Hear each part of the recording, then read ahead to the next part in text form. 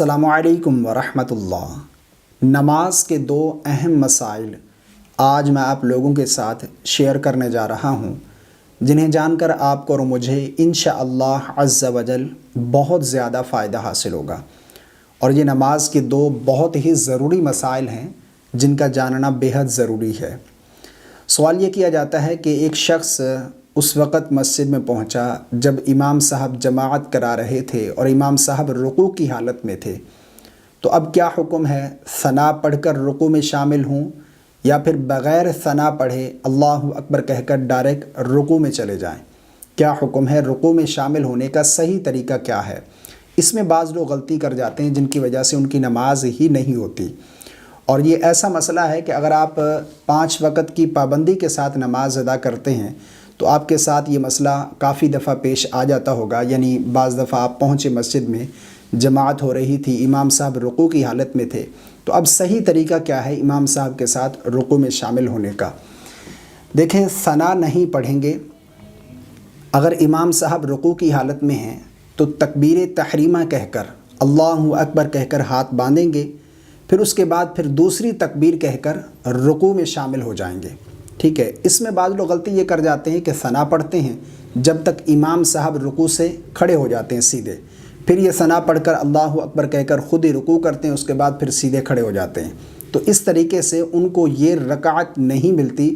وہ یہ سمجھتے ہیں کہ ہم نے یہ رکعت پا لی اور ایسے ہی سلام پھیر دیتے ہیں، یہ بالکل غلط ہے۔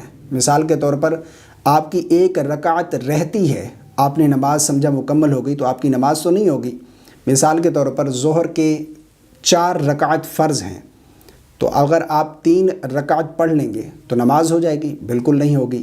اسی طرح اگر کوئی شخص امام صاحب رکوع کی حالت میں ہے اور بغیر ثنا پڑھے، بعض لوگ کیا کرتے ہیں ڈائریکٹ اللہ اکبر کہتے ہیں اور ہاتھ نہیں باندھتے اور نہ ہی دوسری تکبیر کہتے ہیں، ڈائریکٹ رکوع میں چلے جاتے ہیں، تو اس طریقے سے بھی ان کی نماز شروع ہی نہیں ہوگی۔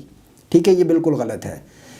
سب سے پہلے آپ تکبیر تحریمہ کہیں گے، اللہ اکبر کہہ کر ہاتھ باندھیں گے، پھر دوسری تکبیر کہہ کر رکوع میں شامل ہو جائیں گے۔ یہ صحیح طریقہ ہے امام کے ساتھ رکوع میں شامل ہونے کا۔ اس طریقے سے اگر آپ امام کو رکوع کی حالت میں پا لیتے ہیں تو آپ کو وہ رکعت مل جائے گی۔ ٹھیک ہے، اگر امام صاحب رکوع سے سیدھا کھڑے ہو گئے، اس کے بعد پھر آپ رکوع کر رہے ہیں، تو اس طریقے سے آپ کی وہ رکعت نہیں ہوگی، آپ بعد میں وہ رکعت ضرور پڑھیں گے۔ اور دوسرا مسئلہ یہ پوچھا جاتا ہے، سوال یہ کیا جاتا ہے کہ اگر امام صاحب قرات کر رہے ہوں اور ہم پہنچے، ہم نے اللہ اکبر کہہ کر ہاتھ باندھ لیے، تو اب ہم ثنا پڑھیں گے یا خاموشی کے ساتھ کھڑے ہو جائیں گے؟ تو یاد رکھیے گا، جب امام صاحب قرات کر رہے ہوں اس وقت مقتدی کے لیے حکم یہ ہے کہ وہ خاموشی کے ساتھ کھڑا ہو جائے۔ ٹھیک ہے، امام کی قرات کو سنے اور پیچھے ثنا نہیں پڑھے گا اور نہ ہی سورہ فاتحہ پڑھے گا، کیونکہ نبی کریم صلی اللہ علیہ وسلم کے ایک فرمان ہے، حدیث مبارکہ کا مفہوم ہے کہ جو امام ہے، امام کی قرات ہی مقتدی کی قرات ہے۔ اور اسی طرح نبی کریم صلی اللہ علیہ وسلم نے ارشاد فرمایا، جب امام کسی کو بناؤ تو اس کی اقتداء کرو۔ ٹھیک ہے، جب وہ تکبیر کہے تو تم تکبیر کہو، جب وہ رکوع کرے تو تم رکوع کرو، جب وہ سمیع اللہ لمن حمدہ کہے تو تم ربنا ولک الحمد کہو، جب وہ سجدہ کرے تو تم سجدہ کرو۔ تو اس طریقے سے قرات نہیں کرے گا مقتدی۔ اور یہ 2 مسئلے ہیں جو کہ بہت ضروری ہیں، جن کا جاننا بے حد ضروری ہے۔ اس میں غلطی کر جاتے ہیں بعض لوگ کہ رکوع میں شامل ہوتے ہیں، ثنا پڑھتے رہتے ہیں اور پھر رکوع کرتے ہیں جب تک امام صاحب رکوع سے سیدھا کھڑے ہو جاتے ہیں، پھر یہ خود ہی رکوع کر کر سیدھا کھڑے ہو جاتے ہیں اور یہ سمجھتے ہیں کہ ہماری یہ رکعت ہو گئی۔ ایسا نہ کیا کریں، یہ بالکل غلط ہے۔ اس طریقے سے جو ہے نماز نہیں ہوگی۔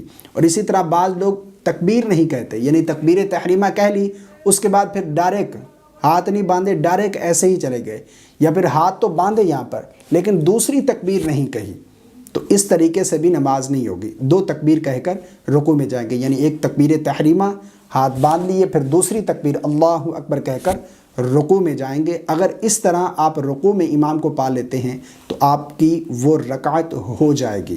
امید کرتا ہوں میری باتیں آپ کو سمجھ آ گئی ہوں گی۔ اللہ تعالی ہم سب کو سمجھ کی توفیق عطا فرمائے۔ اس کلپ کو شیئر کریں اور مجھے رکھیں دعاؤں میں یاد۔ السلام علیکم ورحمۃ اللہ۔